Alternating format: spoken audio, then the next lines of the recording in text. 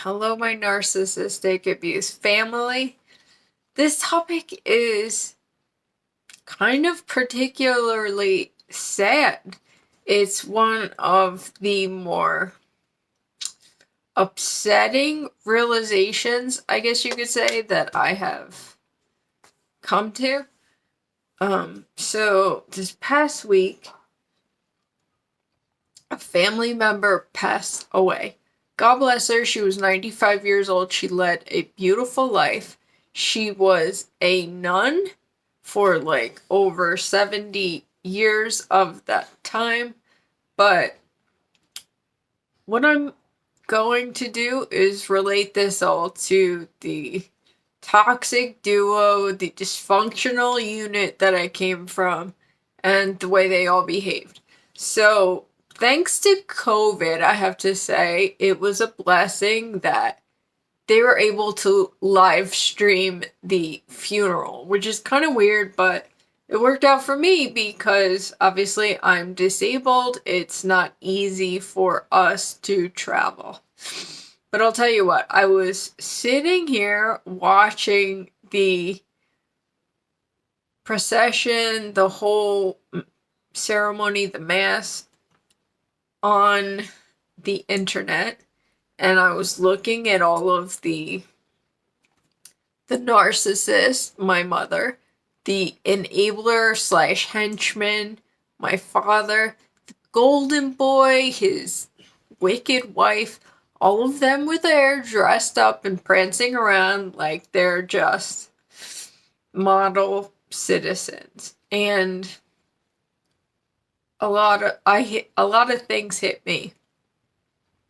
I realized that, first of all, they're probably all thrilled that I'm not there. Do any of them like give a second thought to how I'm doing? And I'm the one that suffered from their mistreatment, their abuse, and yes, I'm the sensitive one. I'm too sensitive, right? They told me my whole life I'm empathic. So be it. That's me, man. That is part of who I am. It's part of my endearing qualities, and that's just us. So I'm the one that's physically suffering from the way I was treated because I'm not one of them.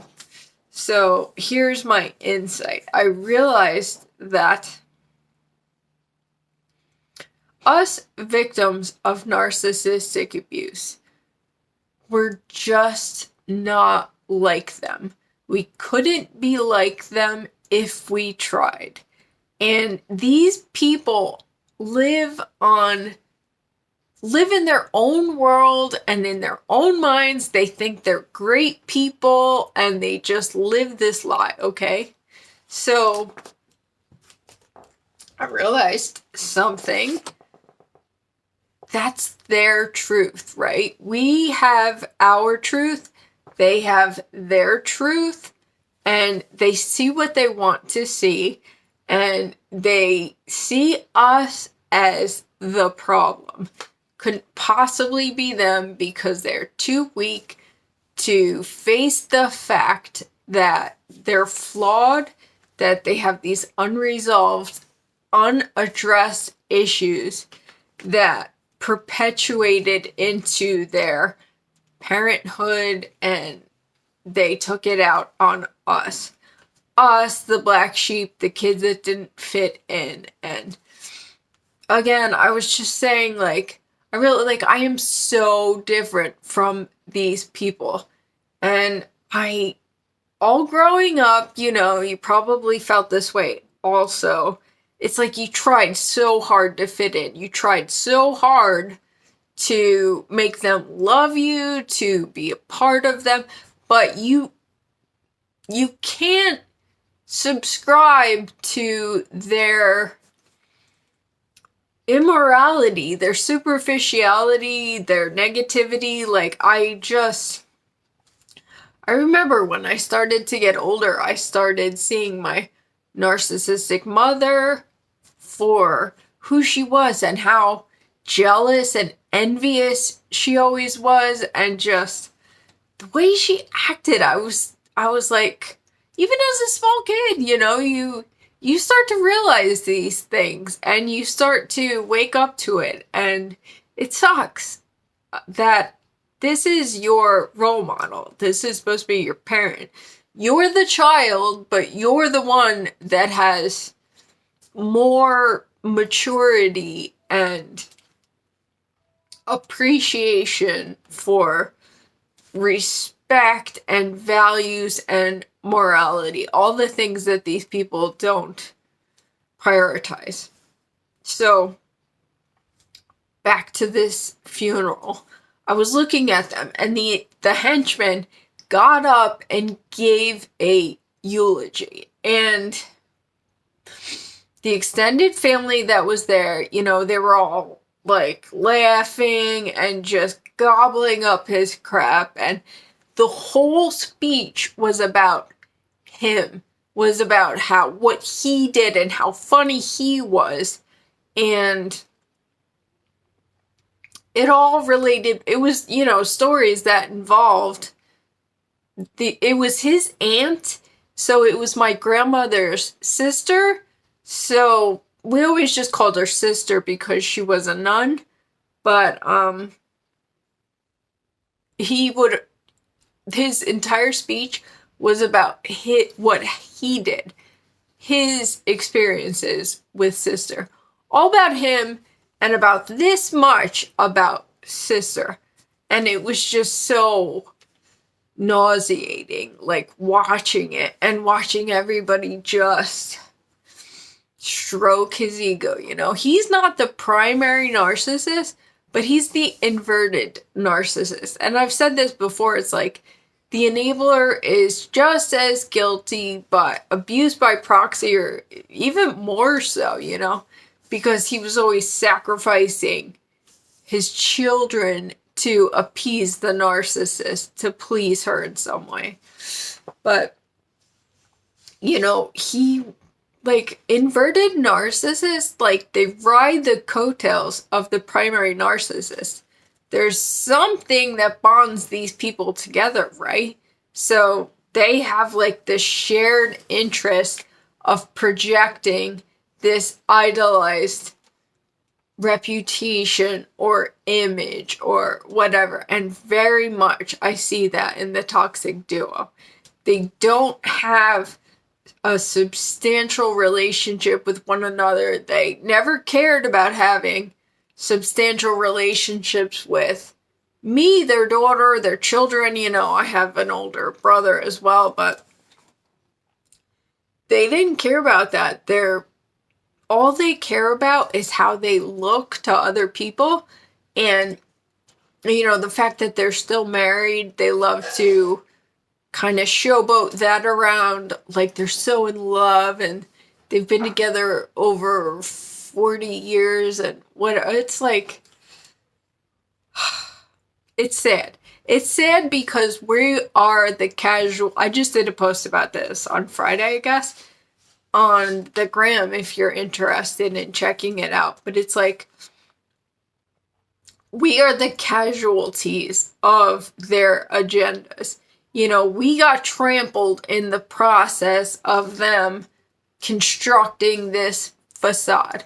And they don't think twice about it. And in their deluded minds, they see themselves as good people, because they can fool other people into believing it. And that's the sad part too. It's like, these people did not experience what we went through. They were not victims as children of these people raised in this horrible, horrible environment. They were not constantly degraded like we were, humiliated, made fun of, disrespected. So they turned the other cheek because it wasn't me, it didn't happen to me. So what's wrong with her? That she doesn't love or appreciate her parents, right? And that's another thing I realized is like, these people live on the surface, this superficial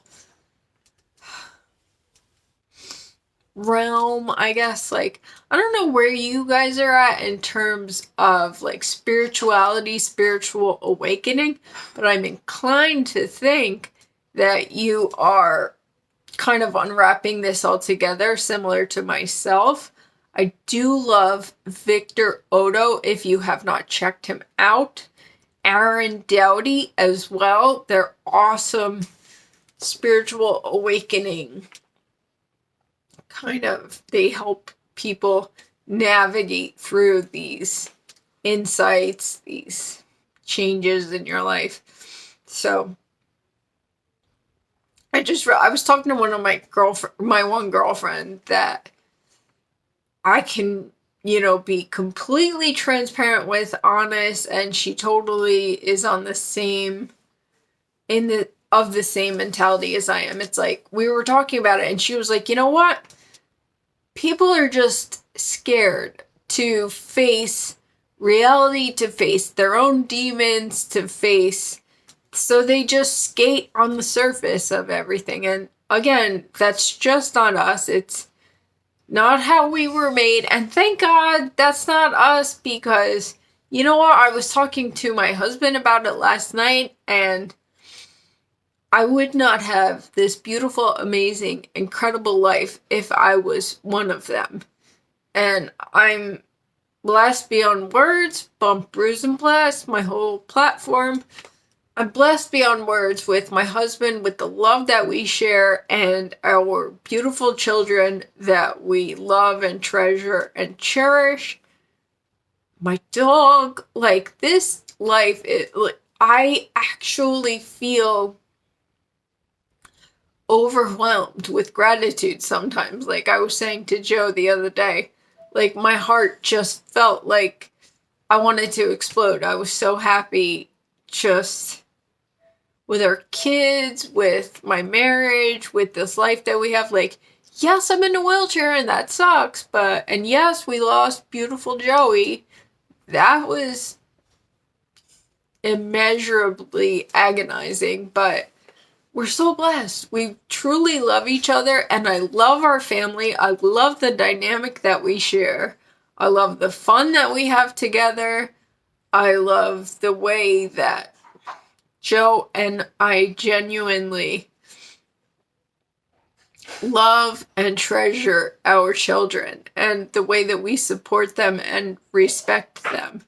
It's like, what we always wanted growing up, but wasn't even like close to the reality of what we lived through. So, I'm sorry, I'm kind of going off on a tangent here, but what I'm getting at is that these people live in an entirely different world than we do. I'm not going to be pompous or, self-righteous or judge anyone. That's not what we're here to do. That's what the narcissists do. They're judgmental as heck. They're condescending, superiority complex. They think they're better than everyone. That's not us. So I'm not here to say one person's better than another, but I will say that I value my moral standing and the values that Joe and I share with our beautiful children. And, in my opinion, these people are horrific. They're disgusting and repulsive. There's no words to describe the level of like straight evil that I believe that they are. But again, not my place to judge.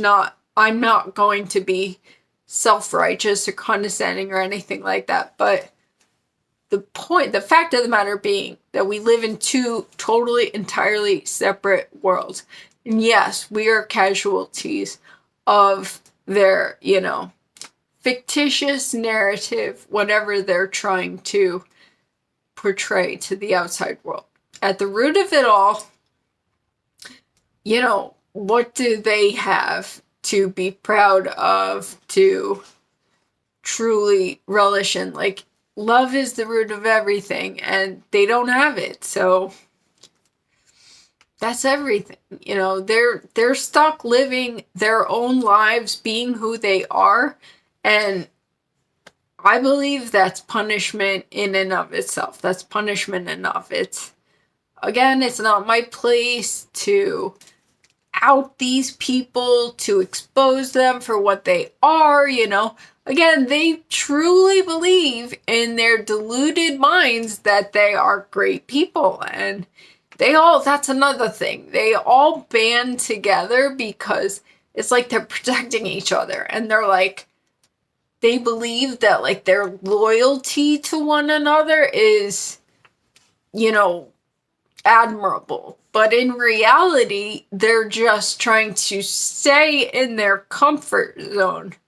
They don't want to go any deeper or get real about anything because they're just not strong enough to do it. So they skate on the surface, and they just want to live in this little small world where they don't acknowledge any of their own faults or flaws or wrongdoings, and they want to villainize us. We're the outcast because we're not like them.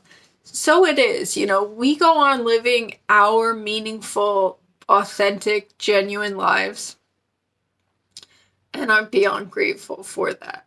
But it is sad that they did what they did to us. I'm sad for us that good people have been robbed of families and robbed of support and love. But this is our path, I guess, you guys. I'm sorry this was kind of a downer, but I guess I'm just feeling emotional. It is Thanksgiving, and we have so much to be grateful for. Onward and upward for us. I love you all. Thank you for being here. We're bumped. We're bruised. Above everything else, we are blessed. Please like, subscribe, share with anyone you think this would benefit. I love you all, and I will be back soon.